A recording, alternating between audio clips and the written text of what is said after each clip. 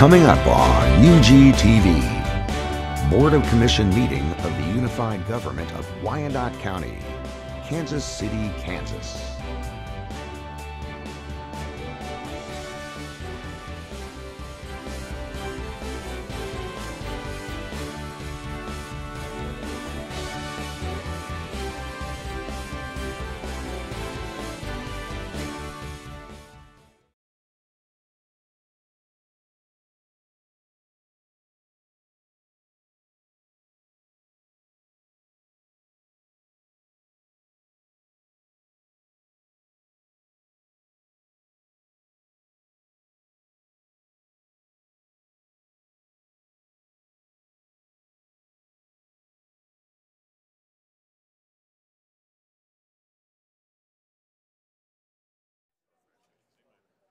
Good evening.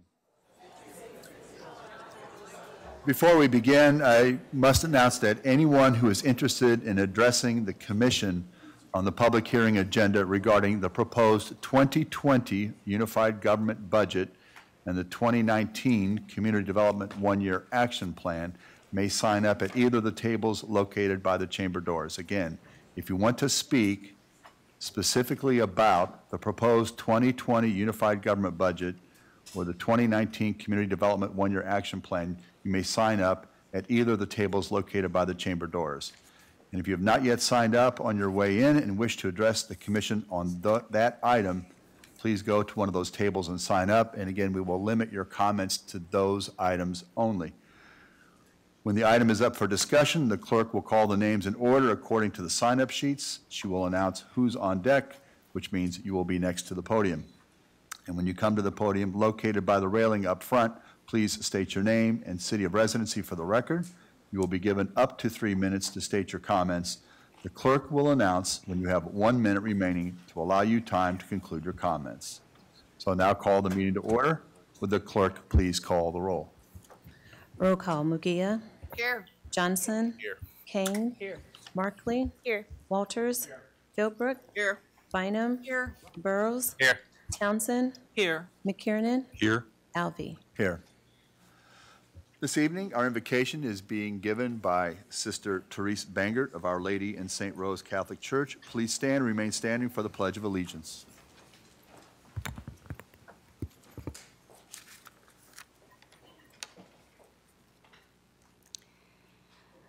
God of mercy and new life, we lift our hearts to you. Both going and coming from Topeka today, you grace me with the sight of migrating geese in formation and flight. These creatures of your creation, God, have always been an inspiration to me.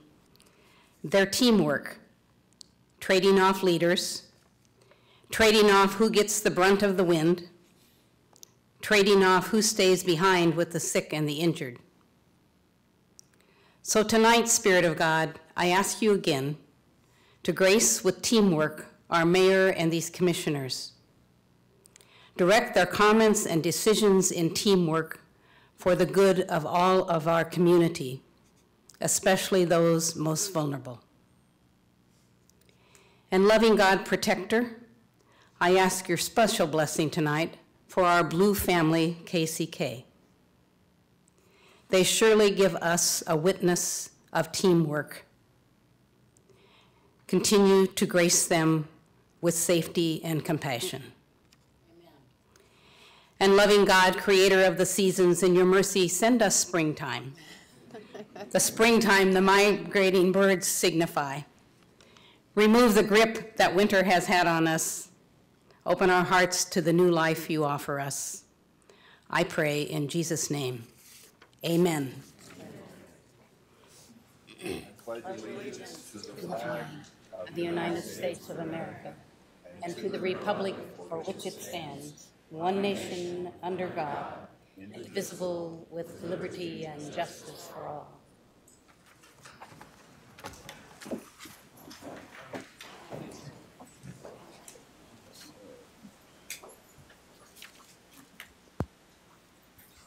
Next, I'll ask the clerk if there are any revisions to tonight's agenda. Yes, Mr. Mayor, a blue sheet has been distributed We have a new item under Section 10, the Administrator's Agenda. It's a resolution regarding the Amendment 1 for the Armadale CID levy project. Thank you. Our first order of business is the Police Department Awards. Chief Ziegler is here to present the awards. Mayor, Commissioners, Mr. Bach, thank you for allowing us to present our service awards at tonight's meeting and highlight some of the awesome work being done by members of our police department. I'm going to ask Major Quinn to come up and MC the event tonight.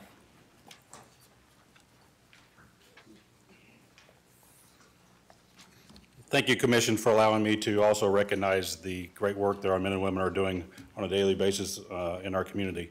I'd also like to thank their family and friends who have come tonight to recognize the great work that they're doing, as well as our community members. We have two categories that we're going to recognize tonight, and the first category is the Distinguished Service Award. So if I can have Sergeant Wade Smith, Officer John Stymack, step forward, please. We're also recognizing Officer Calvin Fortune. Unfortunately, he could not be with us tonight. The Distinguished Service Award is given to any member who performs an act worthy of merit in a commendable manner, such as saving a life of another person, but where no actual danger existed for the officer, is eligible for the exemplary service for distinguished service. On December 13th, 2018, at 8:11 hours p.m., Wade Smith, along with Officers John Stymack and Calvin Fortune, were dispatched to a disturbance in the 7900 block of Leavenworth Road. While en route, they were advised that the disturbing male had exited the residence and hung himself in a large tree. On arrival, they searched the area and found the male lying on the ground with a large ligature mark on his neck. He appeared to be blue in color and not breathing. Officer Stymack began CPR at the direction of Sergeant Smith, while Officer Fortune held the male's head to prevent further injury.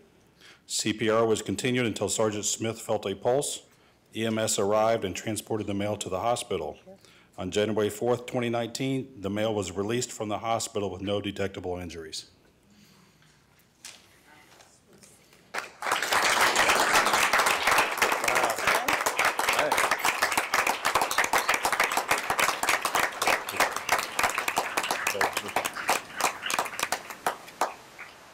So the second category we're going to recognize tonight is the Valor Award. If I can have Officer Robert Cheatham step to the front, please. In this award, we are also recognizing Officer James Bush, who is not able to attend tonight. The Valor Award is for department members who distinguish themselves by conspicuous bravery, heroism, or other outstanding action, and were aware of great personal danger prior to the performance of the act, are eligible for the Exemplary Service Award for Valor. On July 31st, 2018, about 22:52 hours, officers arrived on an armed disturbance and learned that an armed suspect had shot at the victim at least twice during the incident. The officers obtained a description of the suspect and began checking the area.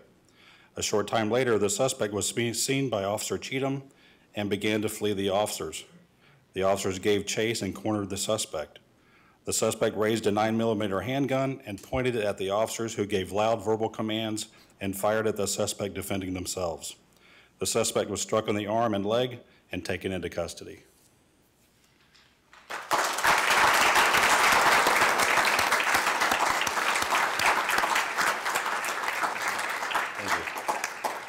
Chief Ziegler, that concludes our presentation. Thank you. Thank you again, Mayor, Commissioners, for allowing us to present tonight, and thank you for the community members that showed up also. That's all we have, sir. Thank you. And on behalf of the Commission and on behalf of the citizens of Kansas City, Kansas, I want to thank all of you for your daily risk of your lives. You are out there taking the hits so that we don't have to. Thank you so much. Thank you.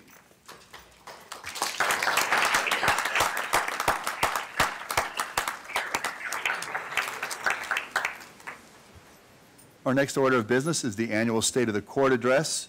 To make the presentation, we have our two municipal court judges, Maurice Ryan and Brennan Nichols-Brockovic. Thank you very much, Mayor, Commissioners. May it please the Commission, since our last reports to you, a couple things have taken place. And I'm going to talk mainly about what has occurred externally, and I'll have our court administrator, Crystal Sprague, talk about what has occurred internally. In 2016, the Department of Justice sent out a Dear Colleague letter. That letter has been the touchstone of what all the courts in Kansas throughout the United States have striven to do. The letter directed us as follows. Courts must not incarcerate a person for non-payment of fines and fees without first conducting an indigency determination and establishing that the failure to pay was willful.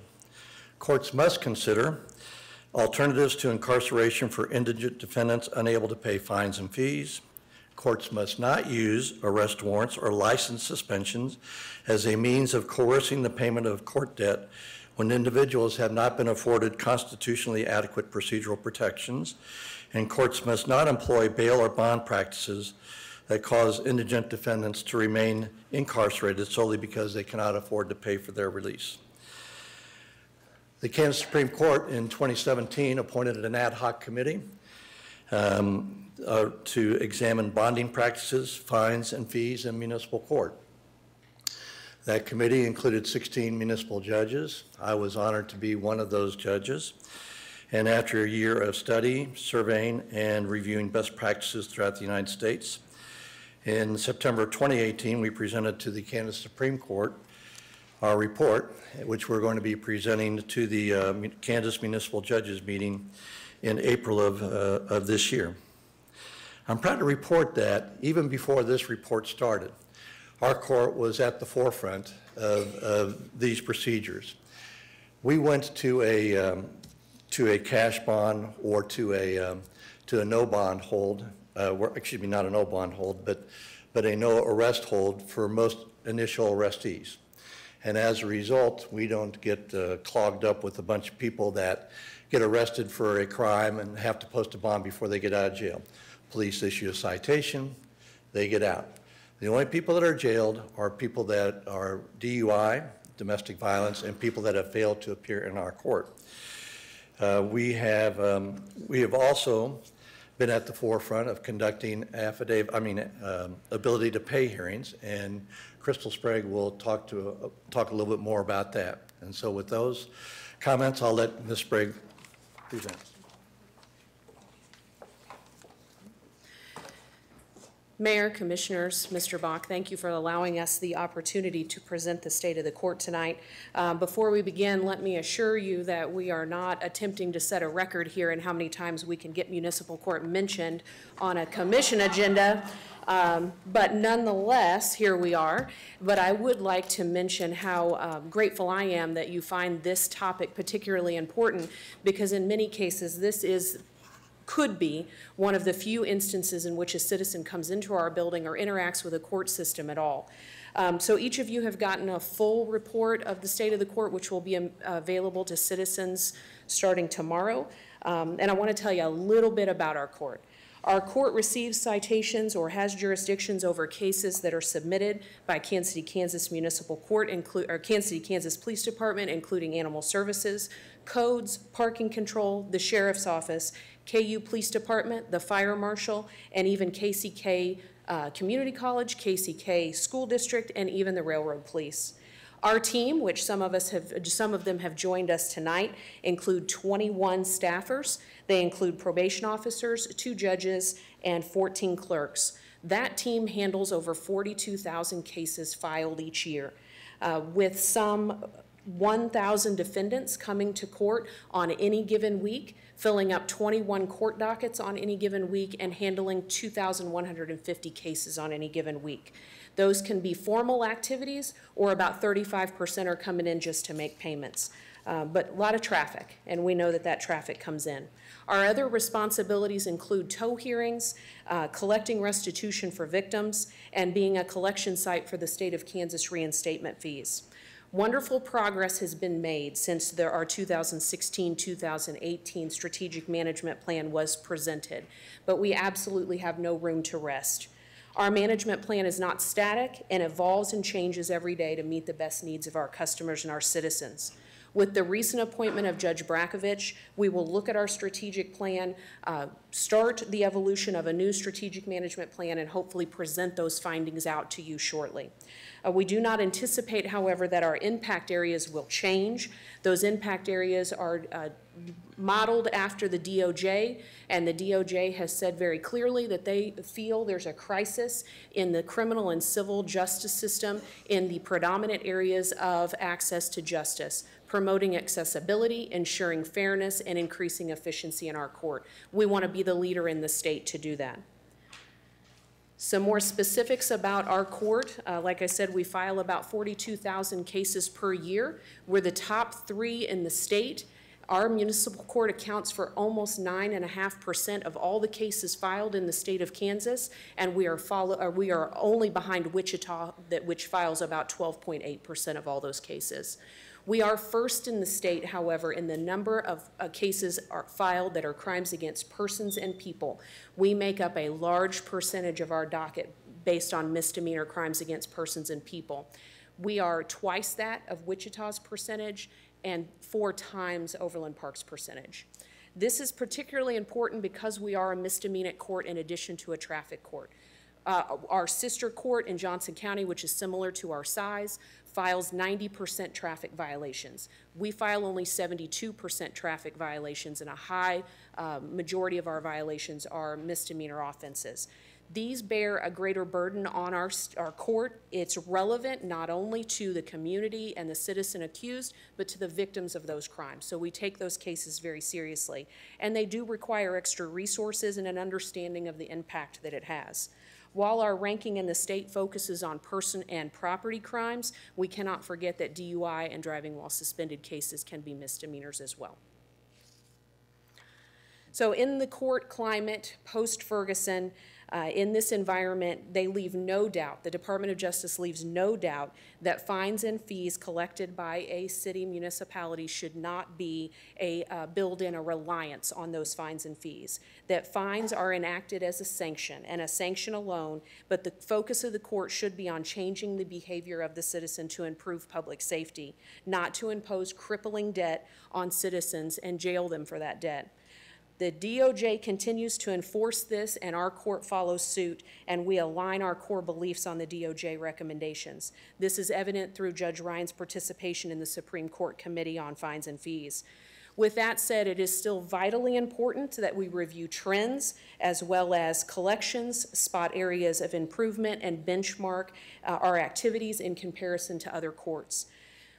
A little information about what we collect. About $85 is collected per charge issued. This is in comparison to our closer court just across the county line, where they collect about $119 per charge.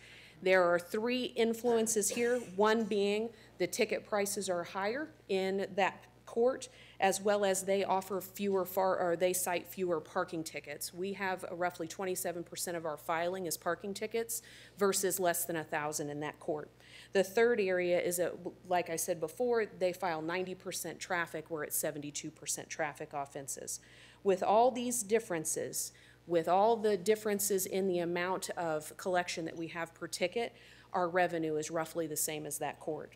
Our cost drivers for operation continue to be public defenders as well as interpretation, and it's important to note that 17% of what we collect is pass-through money. It goes other places. It goes to the state, it goes to victims in the form of restitution, and it goes to the Department of Motor Vehicles.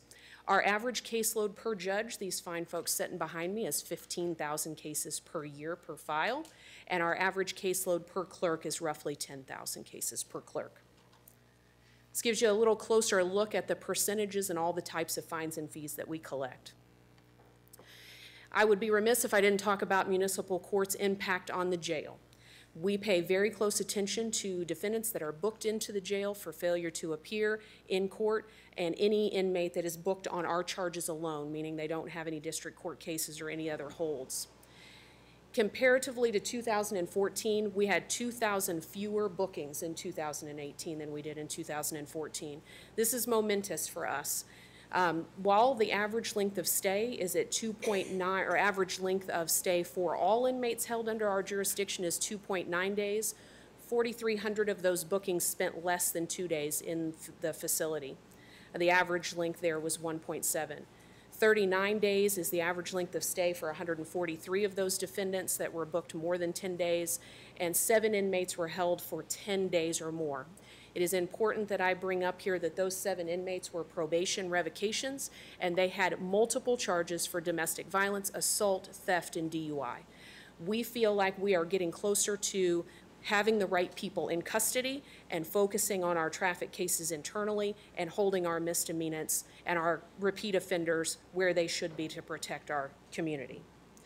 Speaking about changes in security, we also participated in the sheriff's review of transport conducted by the U.S. Marshal, and the court has adopted many of the recommendations within our control that the Marshal recommended.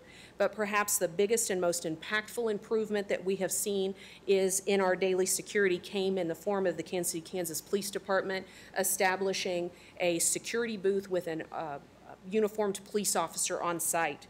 This has had a massive impact to our safety, our perception of safety, our ability to respond to critical incidents, and what I have noticed most is that it has had an incredible impact on the outreach to our community, being able to interact with a law enforcement officer in a positive way and have a positive interaction with that law enforcement officer. And for that, we are very grateful. Have to talk about parking a little bit since it's 27% of our caseload. We focused on a 4-part plan to clean our parking backlog, to seek compliance from our defendants, to change internally, and to measure that change. An example of a measurement of that change would come straight out of our strategic management plan in 2016. We set an output goal to reduce open parking citations by 35%. We exceeded that goal by reducing open parking citations to 41.6%.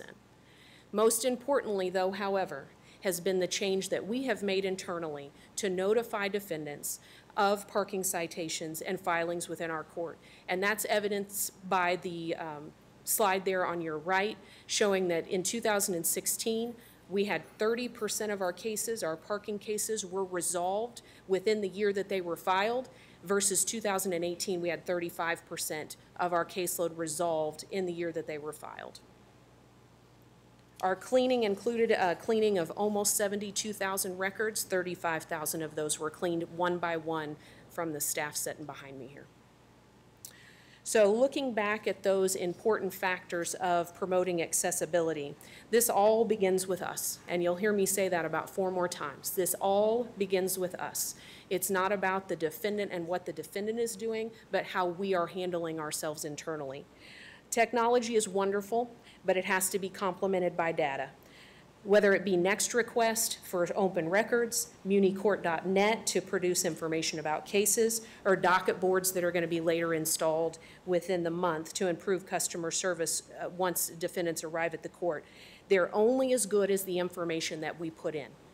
So it started with us with data fidelity. It was taking that information and making sure it was in a usable form, because good goals are set with reliable data, and the data has to be right to make decisions on that data.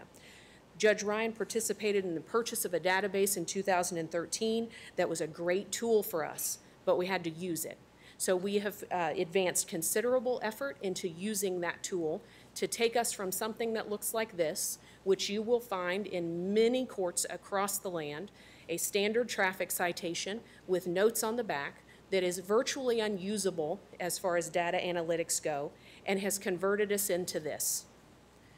This allows us to use this data not only for an individual, whether it be the DA's office seeking information about criminal history, the police department seeking information about hotspots for traffic accidents, or a citizen looking to get a nursing license who needs a good, clean record of their interaction with our municipal court, or if we're trying to pull data analytics so that we can look at a grander scale. The fidelity of our information and the ease of access to that information is critical.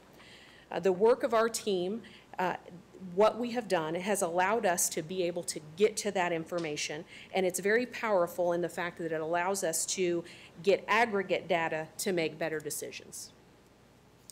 Ensuring fairness and delivering fair and just outcomes for all parties. Judge Ryan spoke a little bit about our ability to pay determinations. We have formalized and tested a process that allows for a more robust information exchange to the bench about whether or not defendants can pay the financial burden of their traffic ticket. And in no doubt, short order, you will hear us come back to you with more information about what that ability to pay docket looks like and how we are protecting our citizens from undue financial burden, as well as confirming the Eighth Amendment. The Commission approved a reduction in the late fees, which was a huge advancement toward addressing the DOJ impact area. And with legal department's assistance, we've moved the diversion check-ins out of the courtroom, which has made the diversion process easy to understand for the citizen.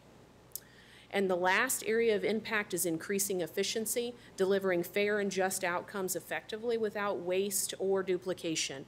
Again, that starts with us. We have to look at our processes, map our processes, decide whether or not we are doing the right actions at the right time, and eliminate unnecessary steps that are maybe outdated. An example of a process improvement is a change in our daily reconciliation that was very useful several years ago, but we continued to do it even though we had the data to support a change, in which we spent almost half of an FTE every day processing receipts that ended up in the shredder without any usable resource to them.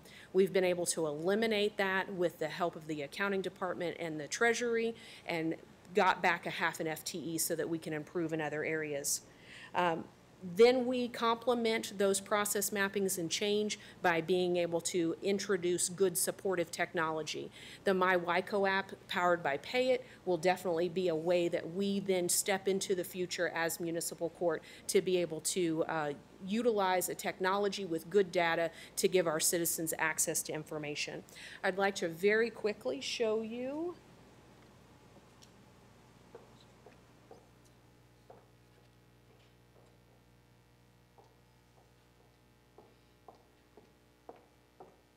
an example of this, if I can make it work.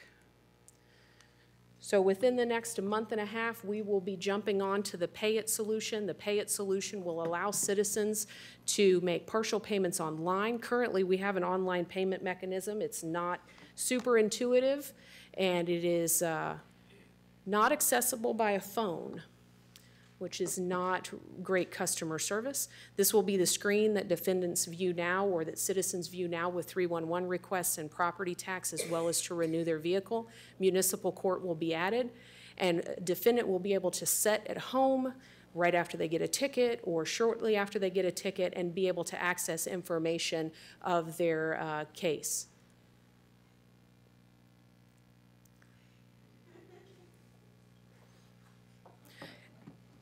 Same day. So it's a very conversational mechanism that allows for the defendant to say, okay, what information are you looking for? Type in a case number or a name and be able to access their entire court record. For the purposes of today, I've picked a parking ticket to demonstrate, and the municipal court website will be linked. It'll find that parking ticket and be able to allow the customer or the defendant to look at that ticket, and there's some smart technology built in that will say to the defendant, hey, you might have a ticket you could be suspended on, or maybe you're on a diversion on this case, would you like to pay this case first? It will allow you to then pay that ticket, find another ticket, or remove that ticket. One of the most powerful mechanisms here is it always has that defendant's next pay date that is populated so that they can keep track of that and record of all their receipts. So with that, I want to tell you that the things that we have accomplished in municipal court could not be completed without the help of many of our UG partners. Building logistics, purchasing, HR, you can name all of them. We would not be able to do what we've done in the past year without them. And of course, the folks that I work with, the most strong and resilient group of people that are here to support us tonight, are dedicated to personal and professional growth. And remember that leadership begins with us. Change takes a willingness to take risks, and I'm pleased to serve under two judges that are willing to take those risks and focus on the thing that I believe in, which is processing people, not processing tickets. And at this time, I'd like to invite both judges up so that they can answer any questions or add anything to tonight's presentation. Good evening. I just have one quick thing I would like to add to kind of talk about the efficiency in our staff, just to kind of give you some concept of what it takes to do with people. This is Judge Nichols Brakovich. The two comparable courts that we're talking about, of course, are the City of Wichita and the City of Overland Park. The City of Wichita has 115 employees. They have 5 judges. They have 8 prosecutors. They have 10 probation officers. Of course, we have two judges, 2 prosecutors, 2 probation officers, and I can't remember the other, clearly not 115 staff. The City of Overland Park has 2 judges. They have 3.5 prosecutors, and they have 6 probation officers. Why that's important is because they have 6 probation officers for 32,000 traffic cases. So they're doing a much lower level. So I just want to take some time, especially as I'm coming aboard as the administrative judge, to really make sure that you are hearing how awesome our staff is and how much efficiency they are giving our taxpayers with everything they do every day. Thank you. I would ask that your staff who are here please stand to be recognized so we can thank them.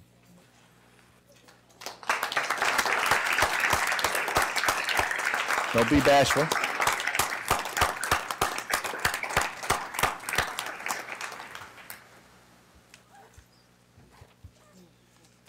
Do any of the commissioners have any questions? Well, as many of you know, I'm a short timer. I've got 2 weeks to go.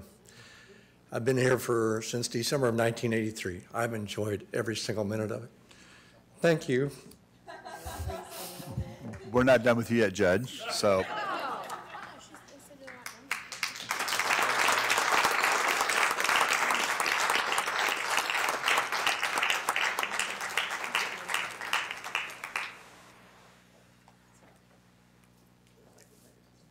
So the plaque reads on top, to serve with fairness, honesty, and integrity. And certainly that has been the experience of so many people who have come to the Kansas City, Kansas Municipal Court. And that is so important. The experience that people have with our staff, with our judges, with even our prosecuting attorneys says so much about our city and who we aspire to be. And so I'd like to present this to Judge Ryan for 35 years of service.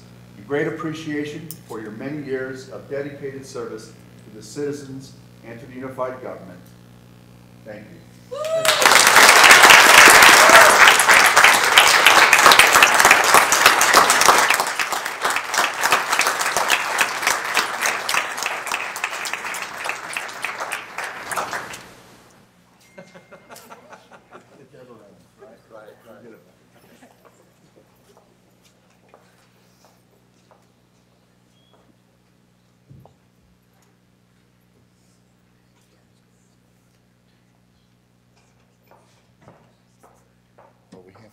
There's a mismatch.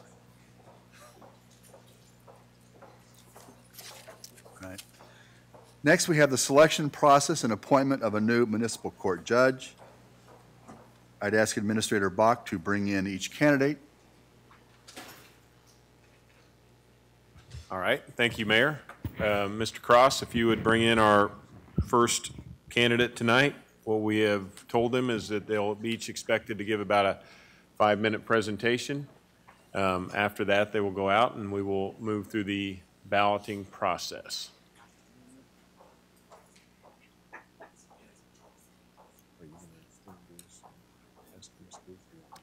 You go ahead.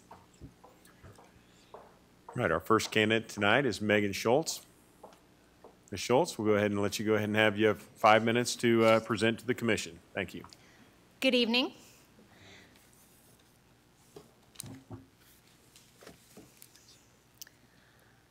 I was privileged to be able to present last week, but here we go again. It's a pleasure to be back. I have worked at the Unified Government since 2005, a little over 13 years now. Prior to working for the Unified Government, right out of law school, I worked at a law firm, did entity formation and tax stuff. I enjoyed the work intellectually, but it didn't fuel my passion, and I wanted to find something else that spoke to me. And I've been able to find that here. I feel a real passion for municipal court. It has been a wonderful experience so far being a prosecutor. I am very familiar with the software that she was talking about. I'm familiar with all the personnel, the dockets, and the process.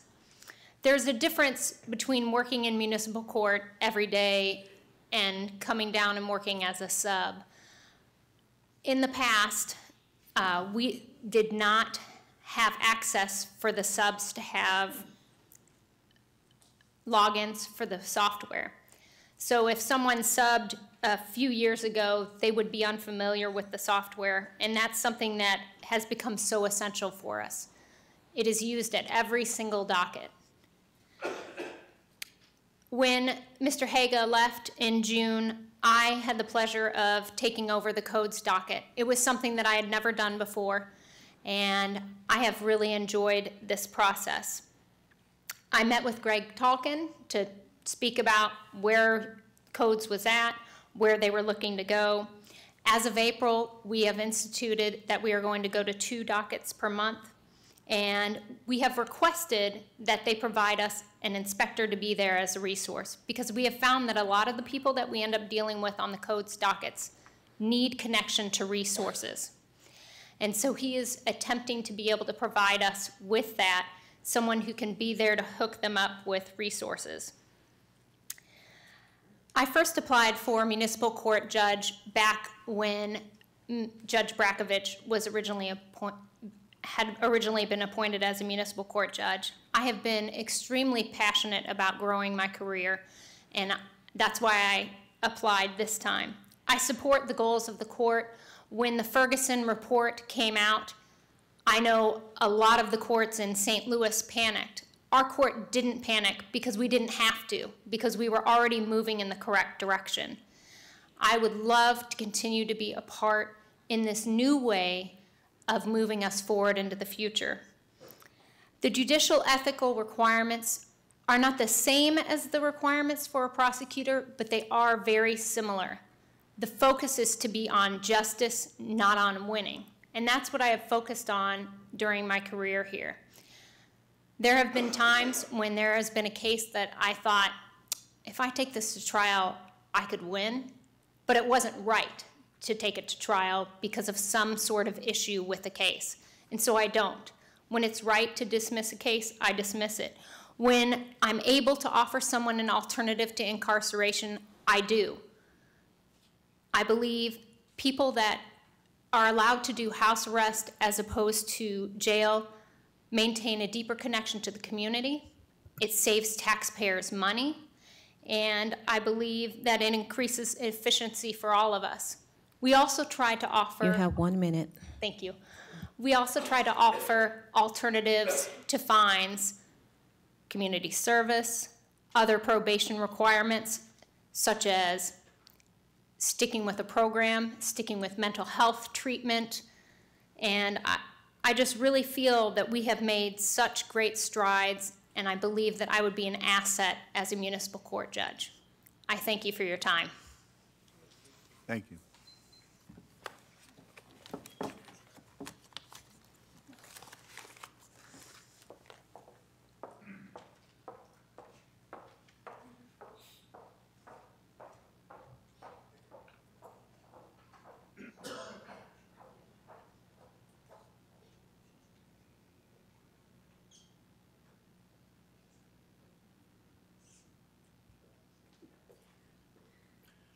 Our next candidate is Ryan Haga. Mr. Haga, you have 5 minutes to offer presentation to the governing body. Thank you, Commissioners. Mayor, I really appreciate the opportunity to speak to you this evening about why I believe I should be the next municipal court judge for Kansas City, Kansas. I think I bring 2 primary benefits to the job. The first is my diversity of experience up to this point. Basically, in 2005, I graduated law school, and after 2 or 3 years of working in doing firm work, my wife and I moved to Kansas City, Kansas in 2008. And shortly after, I started up a solo practice here in Kansas City, Kansas. As a matter of fact, I office just a few blocks away from here on Armstrong Street. While I was a solo practitioner here in Kansas City, I took criminal appointments from Wyandotte County District Court, in which case I dealt with issues such as theft, assault, drugs, drug possession, and domestic violence. I also served the community by doing bankruptcy and divorce work in the community as well. And finally, during that same period of time, I was a regular judge pro tem here in the municipal court, where again I sat in on or ran dockets for the trial docket, or I'm sorry, the traffic dockets, the DUI dockets, the domestic violence dockets, and presided over trials. In 2012, I became a municipal attorney here at Unified Government and had that job for approximately 6.5, 7 years. When I first started here, I primarily did civil litigation, but one of my other primary duties was acting as a substitute prosecutor on the second floor. So again, once again, I act as prosecutor for the traffic dockets, the DUI, the domestic docket, and prosecuted trials. In 2016, I became the code prosecutor for the county as well, which basically entailed I had a weekly Wednesday morning docket where I prosecuted violations of property maintenance violations, unfit housing, zoning violations. And on top of that, I was also part of the initial SOAR team that was put together in January 2016. So basically, as I stand before you today, I have had the role of defense attorney, I've had the role of judge to a limited extent, and as prosecutor. And I'll be able to bring those points of view and those experiences to the bench, and to my decision-making whenever I become municipal judge. And the other primary benefit you get from appointing me is that I have a track record for identifying and initiating positive change. I believe I spoke about this last time, which is, after I took over the codes docket in 2016, after running that docket for just a couple of months, I saw how inefficient it was. And so after consulting with Judge Bronkovich, I took the code officers out of the Wednesday morning docket. Because basically up to that point, what we had was on a typical docket day, which would typically run about 2 hours, we would have the citizen defendant, the code officer, myself, and the judge all coming up to the bench at the same time to go over the case. It led to a lot of crosstalk, and frankly, it was just very inefficient. And I often found that I felt like I was, frankly, doing very little. So what I wanted to do is take the code officers out of the courtroom, unless, of course, there's a trial that day, in which case you need them for evidence, to present evidence and what have you.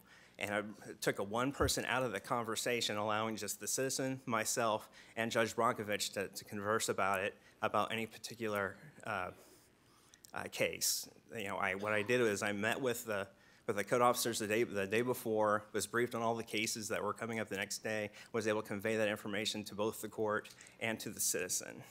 And long story short, what this really did was You have 1 minute.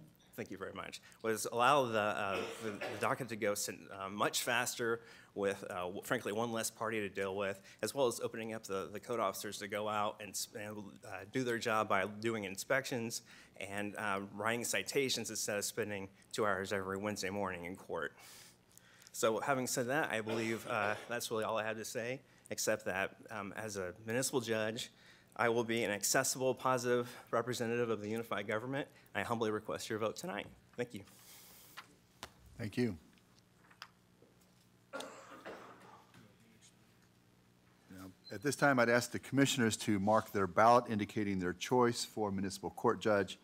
Upon completion, the clerk will collect the ballots and tally them up.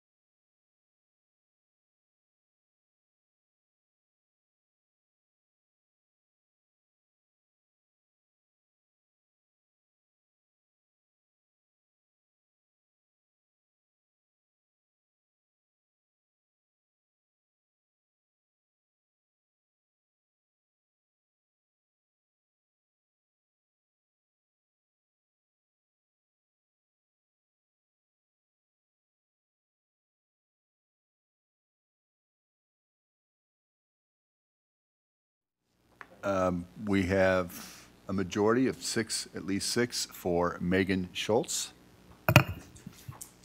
So I'll entertain a motion to adopt the resolution appointing Megan Schultz as our new municipal court judge. So moved.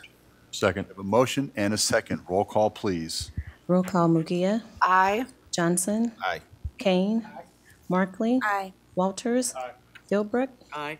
Bynum. Aye. Burrows. Aye. Townsend. Aye. McKiernan. Aye. Vote is 10-0, that motion carries. Thank you.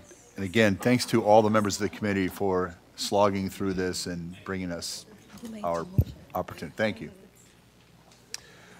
That takes us to our consent agenda. Does any member of the commission or anyone in attendance tonight wish to set aside any item on the regular consent agenda? If an item is not set aside, all items on the consent agenda will be voted on by one vote. Move to approve all items as submitted. Second. And we have a second. A motion, a second. Roll call, please. Roll call, Mugia. Aye. Johnson. Aye. Kane. Markley. Walters. Philbrook. Aye. Bynum. Aye. Burrows.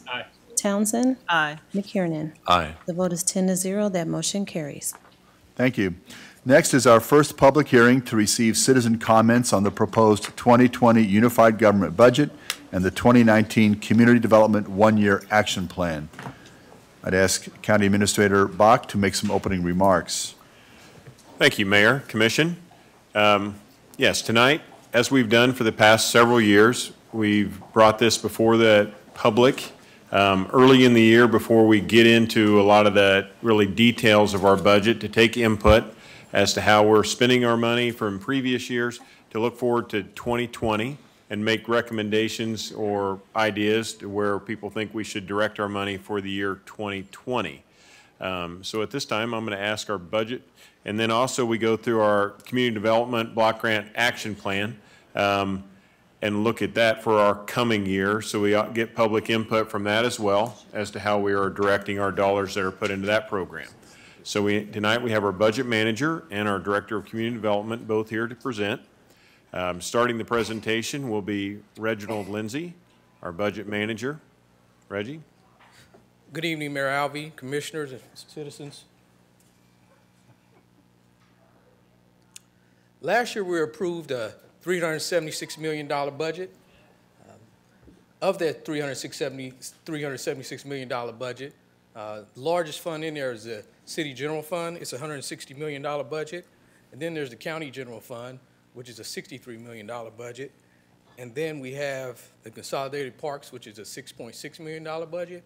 And then we also have debt service, which is made up of $34 million for the city and $5 million for the county. Also, we have special revenue funds, which make up special parks, also dedicated sales tax and special street and highway, and a few other funds. And then we have our enterprise funds, which are our proprietary funds, and that is water pollution, and also our EMS fund, and then also Sunflower Hills. To kind of drill down into the City General Fund, it's a $160 million budget. The largest functional area there is public safety, and then also another large one is the community services, which is 13% of the pie. That includes departments such as transit, NRC, and urban planning. Last year, commissioners dropped the mill for the City General Fund by 2. We had a 23 mills for 2018, and it was dropped to 21 mills for 2019. Now I'm going to drill down into the County General Fund. It's a $63 million budget, and the largest portion there, or functional area, is public safety at 55%. Another large area there is general government, which is the departments that help run the unified government, such as finance, accounting, legal, those type of departments. And then we have community services, and then also judicial services. For citizens who can't join us tonight, there is a form on our website where you can go out and download and fill out and mail back to the budget office. And the due date for that is April the 5th. And now I'm going to turn it over to our Community Development Director, Wilbur Miller. the city has debt. The county doesn't have much. Good evening, Mayor, Commissioners, County Administrator, and visitors. The Unified Government receives an annual allocation of formula entitlement funds from the U.S. Department of Housing and Urban Development for the following programs: the Community Development Block Grant, otherwise known as CDBG, the Home Investment Partnership Program, or HOME, and the Emergency Solutions Grant, which is ESG. HUD provides these resources for the purpose of meeting the needs for low and moderate income citizens. In order to receive these funds, we're required to submit an annual action plan with a budget. This year's fiscal year is the third year of our current 2017-2021, I believe, five-year plan. We are waiting for our annual allocation notification from HUD and do not know if there will be a reduction or an increase at this time. We anticipate notification in April. HUD has notified all grantees to conduct our regular citizen participation process to develop draft plans according to normal timetables and procedures. The grantees are also asked to put together a contingency provision that it will explain how we will address the actual allocation. Our contingency is that any change of allocation will be addressed by distributing the difference or subtracting the difference between activities in each grant program while ensuring that any administration or other activity caps are not exceeded. The estimated 2019 fiscal year allocations are based on last year's. As you can see at the pie chart, the sources of support last year reflect $2,237,000 for CDBG, $846,000 for home, and $181,000 for emergency ESG, for a total of $3.2 million. As you can see, the approved expenditures for CDBG include public services, administration, the neighborhood revitalization strategy, area infrastructure, and housing programs. Our home program activities include down payment assistance and construction of rehab of affordable housing. And lastly, our ESG program includes homeless prevention, essential services, rapid rehousing, and homeless management information systems. This evening, we are fulfilling the HUD requirement to hold a public hearing to obtain comments from citizens and other stakeholders prior to developing the budget and the draft annual action plan.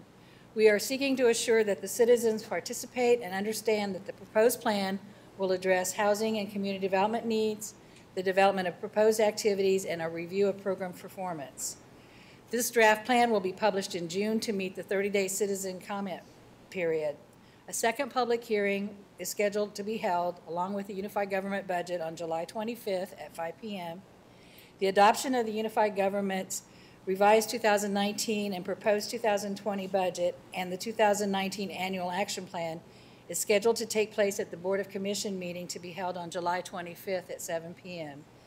The final action plan must be submitted to HUD no later than August 15th, because according to federal regulations, failure to meet this would automatically result in the loss of the funds. This concludes my portion of the presentation. Thank you, Ms. Miller. Thank you, Mr. Lindsay. And I'll just note, as was pointed out during the presentation, that we do have a form that's out there for members of the public to fill in. That is one that they can pull down online. We have advertised that through our social media. It's also out there in our newsletter and made available for members of the public to submit over the next, until April 5th. Until April 5th, that document can be submitted. With that, Mayor, I would recommend that you open up the public hearing for individuals to come forward. Thank you. We'll open the public hearing. Before we take public comments, I'd ask Ms. Cobbins to read the statement governing this public hearing. We would like to welcome all present to this public meeting of the Unified Government of Wyandotte County, Kansas City, Kansas, regarding the Unified Government 2020 proposed budgets and the 2019 and 2020 Annual Action Plan for Community Development. We appreciate the attendance of those people here this evening, and we recognize the importance of your views. We would, however, remind you that there are 5 individuals signed up to speak on the 2020 proposed budgets and the 2019 to 2020 Annual Action Plan for Community Development. Each person will be allowed 3 minutes to speak. Should you go to the 2-minute mark, I will announce that you have 1 minute remaining, and that will allow you time to wrap up your comments. As you come to the microphone, please state your name and city for the record. On deck means that you will be next to the podium. We would appreciate your efforts to be considerate of all during their comments. We ask that anyone with a cell phone to please turn them off or switch to non-audio so you will not disturb the hearing for recording purposes and for TV viewers. Merle Bland to the podium. Jason Norbury will be on deck.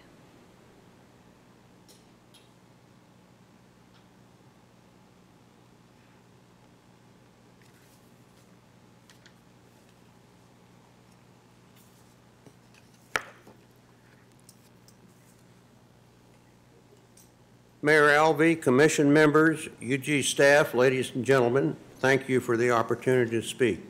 I am Merle Bland. I live at 8311 Garfield Avenue, Kansas City, Kansas. I am the Executive Director of Business West. As in past years, I would urge the commission to hold the line on property taxes as you work on your 2020 budget. Property taxes are a major concern for residential and commercial taxpayers. I realize that taxes are the price we pay for a civilized society. I also realize that taxes are the power to destroy. Thank you for your consideration. Thank you, Merle. Jason Newberry to the podium. Heather Hoffman, you will be on deck. Good evening, Mr. Mayor, Commissioners, City staff. I am Jason Norbury. I am the Executive Director of Downtown Shareholders of Kansas City, Kansas. We serve as the administrator for the Self-Supporting Municipal Improvement District, and that's the manner in which I am here to speak this evening. First, I wanted to begin by thanking the Commission for last year generously voting to increase the voluntary contribution to the SMID. It allowed us to do a number of things, continue what we're doing, and give an additional 2 mil break in the property tax rate in the SMID itself. And I think our property owners have been very grateful that they got sort of a double break in this last year as well. For 2020, we would like to request a small increase that mirrors the increase in the general fund budget. I used last year's model, and so we're asking for a 2% increase in the voluntary contribution from $125,000 to $127,500. We feel that sort of mirrors the growth of the city, and if the general budget comes in at a number lower than that, we'd be willing to adjust our ask to do the same. We don't want to take a larger piece necessarily, just sort of keep pace as that moves forward towards the original commitment that the UG and the commission made of $150,000 to support the work of the SMID. And with that, I'll yield the rest of my time. Thank you. Heather Hoffman to the podium. Justine Underwood Jones will be on deck.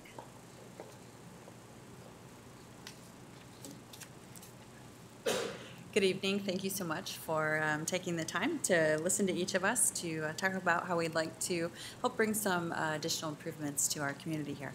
I'm Heather Hoffman. I live in Kansas City, Missouri. I work for I'm the Executive Director of the Greater Kansas City Coalition to End Homelessness. I'm sorry, could you state your address? 12903 East 54th. Thank you. So our agency, the Greater Kansas City Coalition to End Homelessness, is the oversight Miss, agency. could you pull up to the microphone a little bit closer? All right. Thank you. Okay. All right. So we are the oversight agency for around $13.5 million of HUD funding that funnels to homeless service providers in both Wyandotte County and Jackson County. We have around just under $2 million that funnels directly to homeless service providers in Wyandotte. These agencies are Kim Wilson Housing, Salvation Army, Metropolitan Lutheran Ministries, and Hillcrest. These are agencies that we at the Greater Kansas City Coalition to End Homelessness, we work with those named agencies on a daily basis to provide monitoring, training, compliance education so that those agencies are meeting all of their compliance regulations as set by HUD, where they are receiving that funding. Our agency is in place to, like I said, provide that oversight. Additionally, we have a lot of different regulations, as you can imagine, that HUD has us put in place. We, every single year, do what we call a point-in-time count. Last year, in 2018, we showed that Wyandotte was only representing 3% of the overall homeless count in both Wyandotte and Jackson County. Our staff immediately recognized that this was a gross underrepresentation of those who are experiencing homelessness in Wyandotte, so we spent the following year meeting individually, having separate meetings for our point-in-time council to meet specifically in Wyandotte, meet with the police officers, meet with the schools there, create some volunteer support. And this year, in January of 2019, our point-in-time count now shows that we have representation of 21% of our overall homeless count.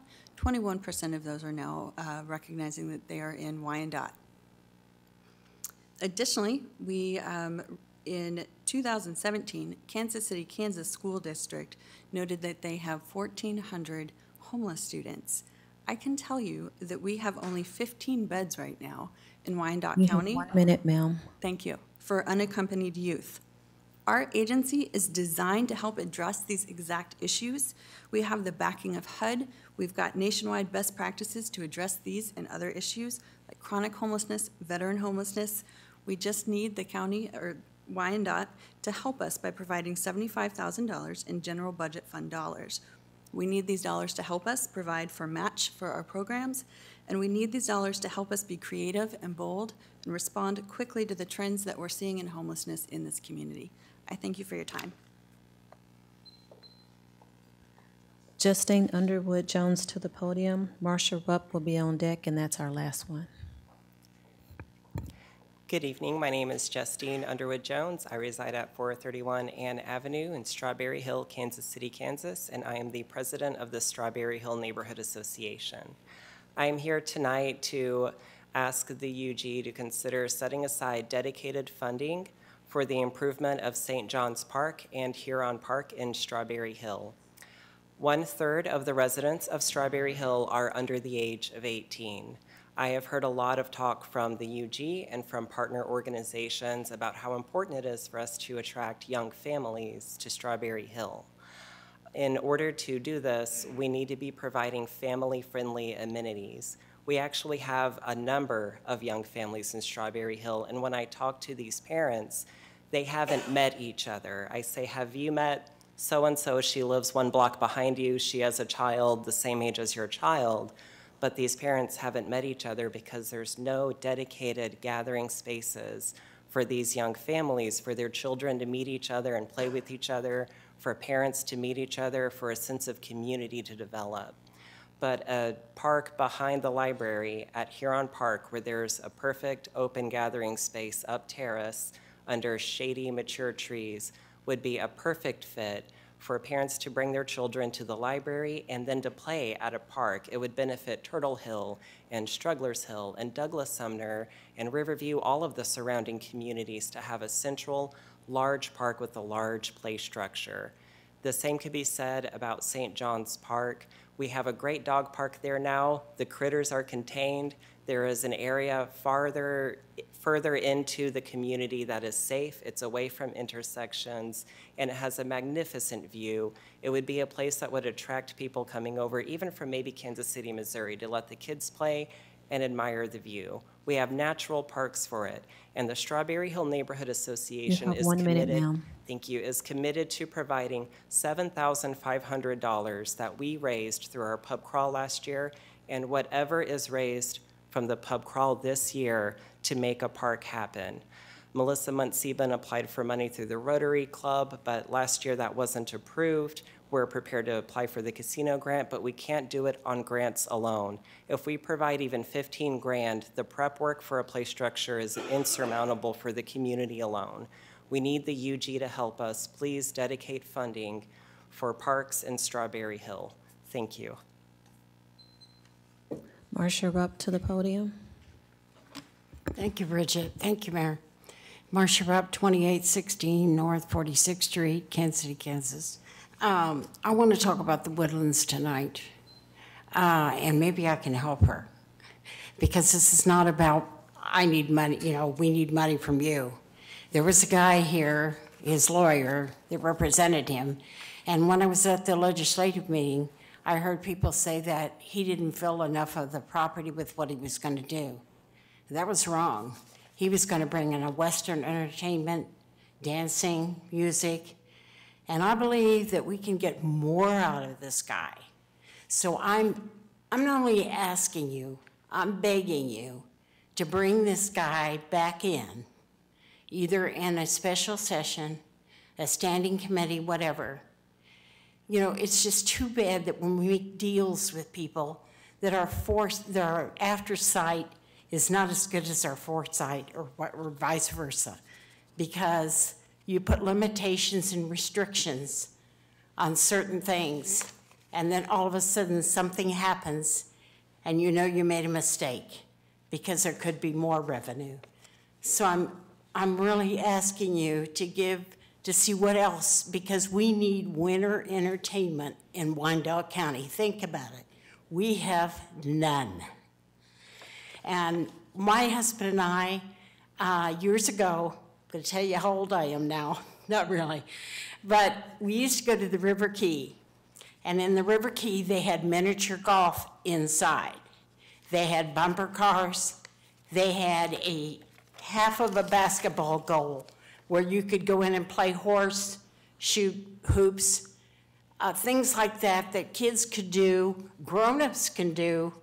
You know, bumper cars are great for taking out your frustration.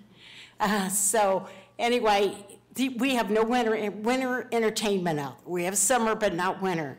And this would be a way that maybe he could fill that space and give us something. And also, I believe he was going to bring in $60 million, and it wouldn't cost us a penny.